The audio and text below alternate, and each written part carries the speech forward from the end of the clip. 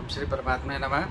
मैं प्रोफेसर अजय अवस्थी अपने परम पूज्य गुरु जी प्रातः स्मरणीय प्रोफेसर पंडित भगवत शरण शुक्ल वेद मूर्ति तपोनिष्ठ गीता उपनिषद पुराण और धर्मशास्त्र के विशेषज्ञ के साथ में आप सभी का Awasthi Ayurveda anatomy yoga and spirituality channel पर हार्दिक स्वागत करता हूँ।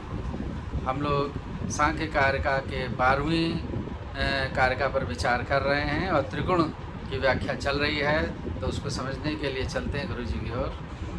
नमोस्तनंताय सहस्रमूर्तये सहस्रपादाकुटिशिरोरुबाहवे सहस्रनाम्ने पुरुषाय शाश्वते सहस्रकोटियुगधारिणे नमः। कृष्णाय वासुदेवाय हरये परमात्मने प्रणतक्लेशनाशाय गोविंदाय नमो नमः। इस चैनल से संबद्ध सभी विद्वान सभी जिज्ञासु छात्रवृंद सृजन सज्जनवृंद एवं इस चैनल के संस्थापक तथा प्रबंधक आचार्य अजय अवस्थी जी सांख्य शास्त्र के इस विचार परंपरा में आप सभी का स्वागत। हम लोगों ने विचार परंपरा में इस बात का मंथन किया था कि कारिका में अन्योन्याभिभावाश्रय जनन मिथुन वृत्तयश्च गुणाः में अन्योन्य अभिभव, अन्योन्य आश्रय, अन्योन्य जनन, अन्योन्य मिथुन अर्थात अन्योन्य अभिभव वृत्ति, अन्योन्य आश्रय वृत्ति, अन्योन्य जनन वृत्ति और अन्योन्य मिथुन वृत्ति, इतने स्वरूप होते हैं इनके निर्देश गुण। इनके गुण ऐसे होते हैं जो एक दूसरे के अभिभावक, आश्रय बनने, उत्पादक और सहकारी परिणाम वाले होते हैं। तो इसमें अन्योन्य अभिभव वृत्ति का, अन्योन्य आश्रय वृत्ति का, अन्योन्य जनन वृत्ति का विचार होता है। संप्रति अन्योन्य मिथुन वृत्ति का क्या स्वरूप है, क्या विचार है, उस पर हम लोग चर्चा कर रहे हैं। अन्योन्य सहचराः अविनाभाव वृत्तयः इति यावत्। अन्योन्य मिथुन वृत्ति का तात्पर्य क्या है? अन्योन्य सहचर अर्थात मिथुन का तात्पर्य होता है युग्म भाव, एक दूसरे के ऊपर निर्भर होना, एक दूसरे के सहचर होना। अन्योन्य सहचरा शब्द का है, उन्होंने निर्भर शब्द इत्यादि का उच्चारण नहीं किया। एक दूसरे के सहचर अर्थात एक दूसरे के अभाव में न रहने वाले, उसी को अविनाभाव रखता है। जिस एक दूसरे के बिना एक दूसरे के स्वरूप का जहाँ भान ना हो इत्यादि अविनाभाव वृत्त है, ये तात्पर्य होता है अन्योन्य सहचर या अन्योन्य मिथुन। चकार यहाँ पर कथन अन्योन्याभि अन्योन्य वहाँ पर कहा गया है जनन मिथुन वृत्तयश्च, तो च वहाँ पर आया। तो च का क्या है यहाँ पर? समुच्चय। तो अब उसका यहाँ पर ज्ञान होता है। भवति च अत्र अवगमः, अगमः अत्र आगमः, भवति चात्र भवति चात्र आगमः, यहाँ आगम होता है। क्या आगम होता है उस पर विचार कर रहे हैं। अन्योन्य मिथुनाः सर्वे सर्वे सर्वत्र गामिनः। ये जितने भी हैं सत्व रजतम इत्यादि, ये क्या है? अन्योन्य मिथुनाः सर्वे, सभी जो है बिना एक दूसरे के रह नहीं सकते। जहाँ सत्व रहेगा वहाँ रज भी रहेगा और तम भी रहेगा। जहाँ तम रहेगा वहाँ पर भी सभी लोग। अगर ये कहे ये तमोगुणी है तो इसका मतलब ही नहीं कि उसके पास जो है उसके अंदर सत्व रज का बिल्कुल अंश नहीं है। अगर कोई रजोगुणी हम कहते हैं तो इसका मतलब नहीं है कि सत्व और तम का अंश नहीं है। अगर उसको हम तमोगुणी कहते हैं तो ऐसा नहीं कि उसमें सत्व और रज का अंश नहीं है। ये तीनों रहे करेंगे। जरूर है कि कहीं पर जो है सत्व गुण अधिक रहेगा तो रजोगुण और तमोगुण दबे रहेंगे। इसी प्रकार जब रजोगुण अधिक रहेगा तो सत्वगुण तमोगुण दबे रहेंगे। इसी प्रकार जब तमोगुण अभिवृद्ध को प्राप्त रहेगा तो उसकी वृद्धि रहेगी तो सत्वगुण और रजोगुण दबे रहेंगे। परंतु ये नहीं है कि वहां पर केवल एक ही गुण रहेगा, बाकी दो गुण नहीं रहेंगे। तो सर्वे सर्वे सर्वत्र सर्वत्र गामिनः रजसो मिथुनम सत्वम सत्वस्य मिथुनम रज।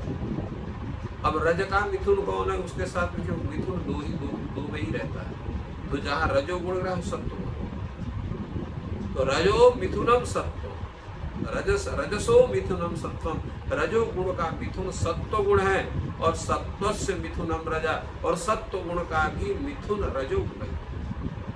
तमसश्चापि मिथुनम ते सत्व रजसी है। और तमो गुण क्या है? तमो गुण के मिथुन ये दोनों है, सत्व भी है और रजो गुण उभय। उभयो सत्व रजसो मिथुनम तम उच्यते। और इन दोनों सत्व और रजो गुण का मिथुन जो है वो तमो गुण है, अर्थात तमो गुण बिना सत्व और रज के दोनों का नहीं रह सकता है। नैषाम आदि संप्रयोग योगो वा उपलभ्यते इन सत्व रज तम इन तीनों गुणों, ना तो आदि इनका ग्रहित होता है, ना संप्रयोग इनका कहीं उपलब्ध होता है, ना वियोग इनका उपलब्ध होता है। अर्थात इनकी कब उत्पत्ति इसका ज्ञान नहीं है, ये कब तीनों साथ एक साथ बने इसका भी किसी को ज्ञान नहीं है, और ये तीनों कब अलग हुए इसका भी ज्ञान नहीं है।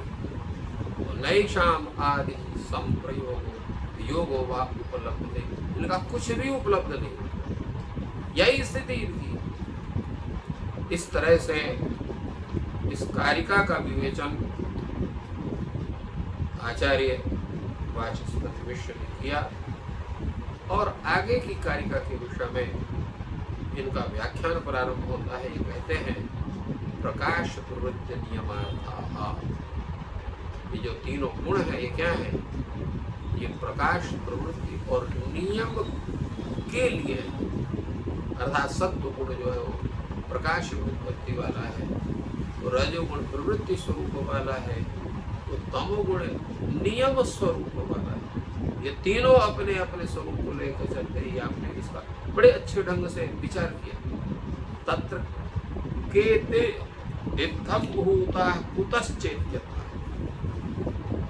तो प्रश्न होता है कि ये तीनों गुण हैं सत्व रजतम, इन तीनों गुणों का जो है इस प्रकार जो प्रयोजन और कार्य जिन गुणों के आपने बताया है, उनके नाम स्वरूप सहित क्या है, उनके नाम क्या है, किस कारण से वे इस प्रकार हैं, इनका मन कैसे जो है वो प्रकाश प्रवृत्ति वाला सत्व गुण है, नियम प्रवृत्ति वाला सत्व स्वरूप वाला जो नहीं, सत्व जो है वो प्रकाश स्वरूप है, रजा जो है प्रवृत्ति स्वरूप है, तमह जो है वो नियम स्वरूप है। तो ऐसे का स्वरूप क्यों बना, किस आधार पर बना है? उसमें इस कारिका में अर्थात 13वीं कारिका में उसको स्पष्ट करते हैं। सत्वं लघु प्रकाशक विष्णु उपष्टम्भकं चलं चरजः गुरुवर्ण में तमः प्रतिपच्चार्थको वृत्तिः। ये कहता सत्वं लघु प्रकाशकम विष्णु। तो सत्व गुण है वो क्या है, हुआ लघु, लघु माने हल्का है, उसका वजन ज्यादा नहीं, बहुत हल्का है। और कैसा है? प्रकाशकम, वो प्रकाशक है, वो प्रकाशी उसका मुख्य कार्य, जहां भी सत्व गुण रहेगा वो प्रकाश का काम करेगा। और जो रजोगुण है क्या है वो, तो रजोगुण क्या है वो चलम, वो चल है। चल का मतलब क्या है? वो प्रवृत्तिशील है, वो बैठ नहीं सकता है। तो रजोगुण आदमी बहुत चंचल होता है, वो कभी एक जगह बैठेगा नहीं, कुछ ना कुछ करता रहेगा, चाहे जो कुछ करे, खाली नहीं बैठता है वो। तो ये रजस प्रवृत्तिशील है।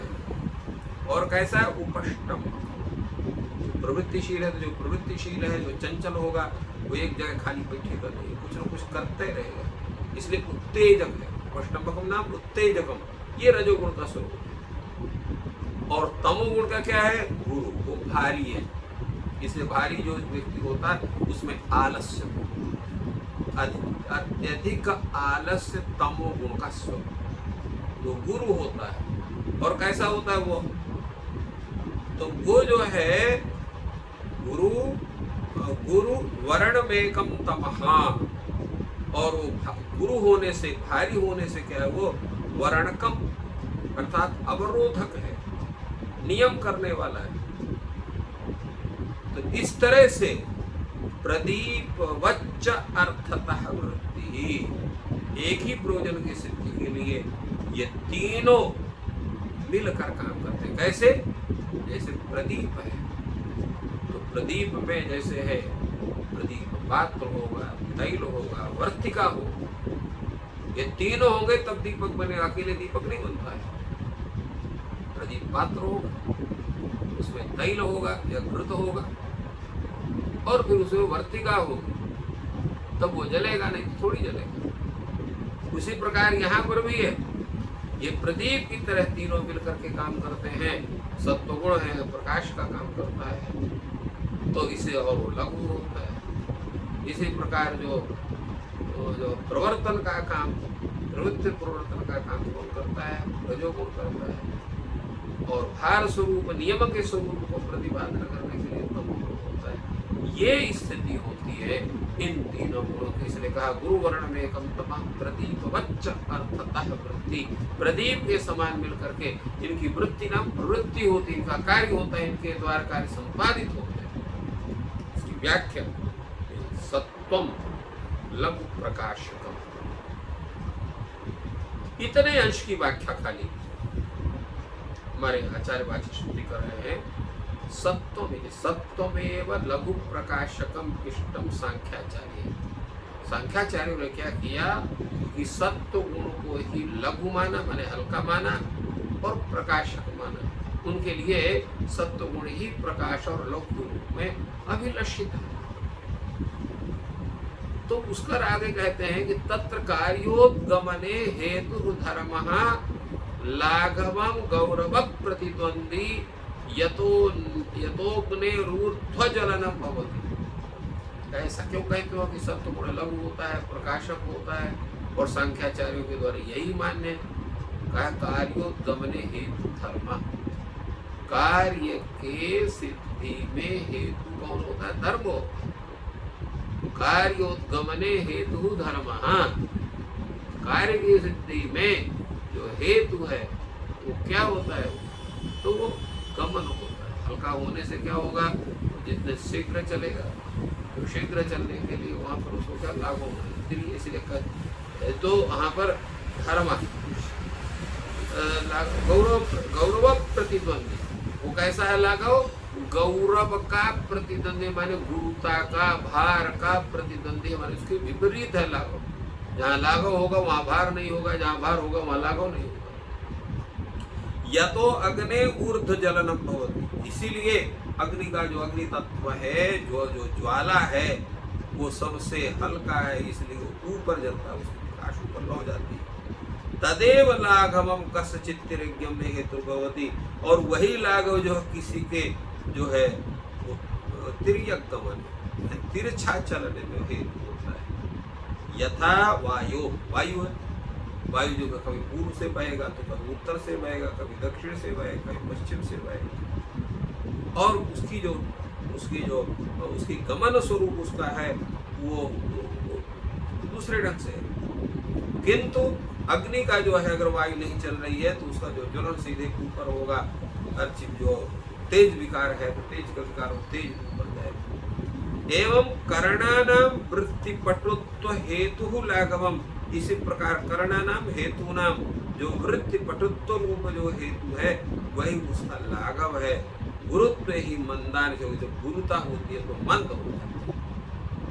किंतु सत्व गुण क्या है? वो सत्वस्य प्रकाशात्मकत्व उत्तम, सत्व को जो है प्रकाशात्मक कहा गया, प्रकाश स्वरूप कहा गया।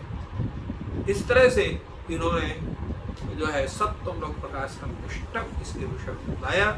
और उसके अनंतर कहते हैं कि सत्व तमसी स्वयं अक्रियतया स्वकार्य प्रवृत्ति प्रति अवसीदति रजसो वष्ट भेदे अवसादात् प्रत्याव्य स्वकार्य उत्साहम प्रयत्नम कार्येते तदिदम उक्तम उपष्टम्भक विधि तस्मादित्यत उक्तम चलम इति तदनेन रजसः प्रवृत्त्यर्थम दर्शितम्। रजोगुण को प्रवृत्ति स्वरूप क्यों माना गया?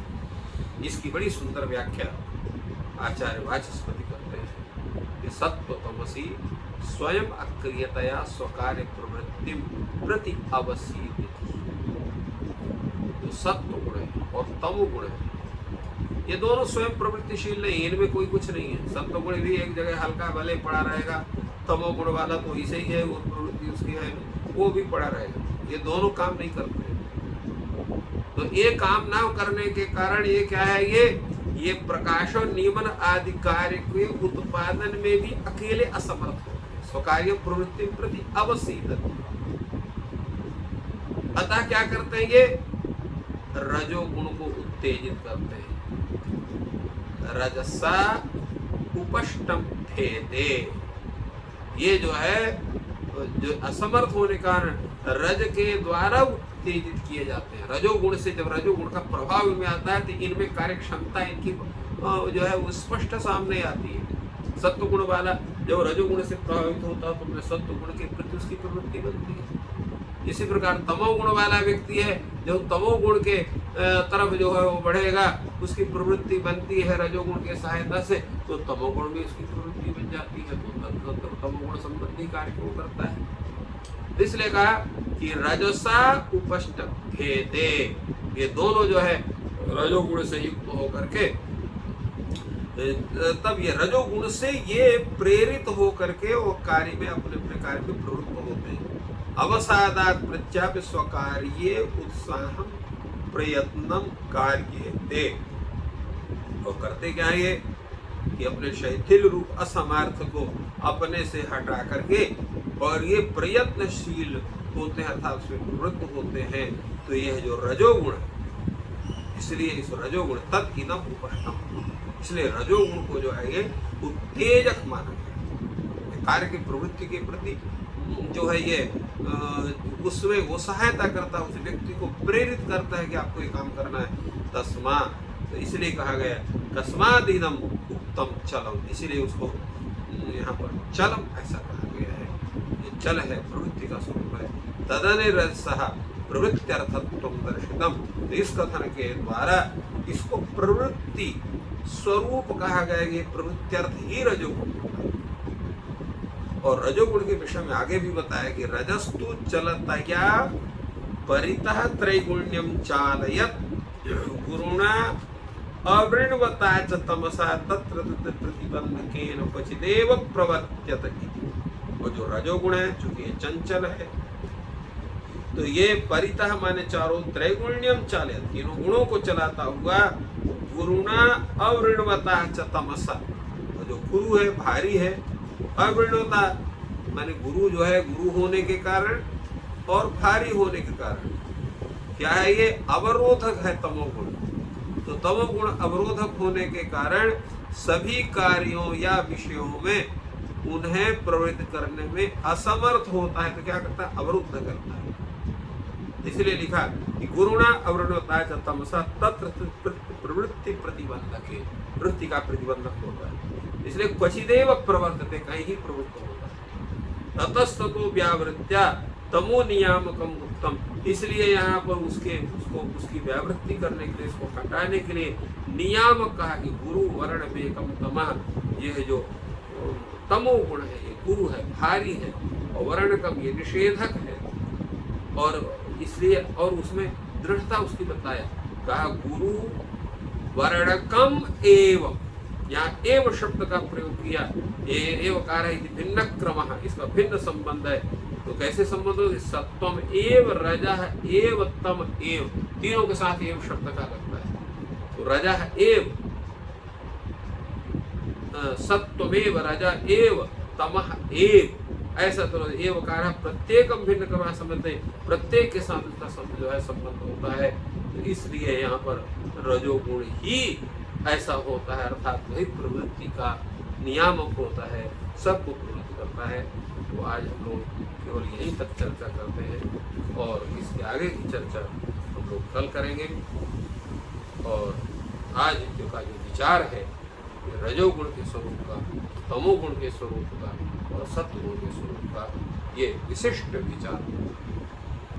तो इस प्रकार गुरु जी ने ये जो त्रिगुण है सत्व रजतम के विशिष्ट विचार किया, और बहुत ही गंभीर विचार चल रहा है और सरल शब्दों में जो आप समझ सकें। ईश्वर आपकी सहायता करें।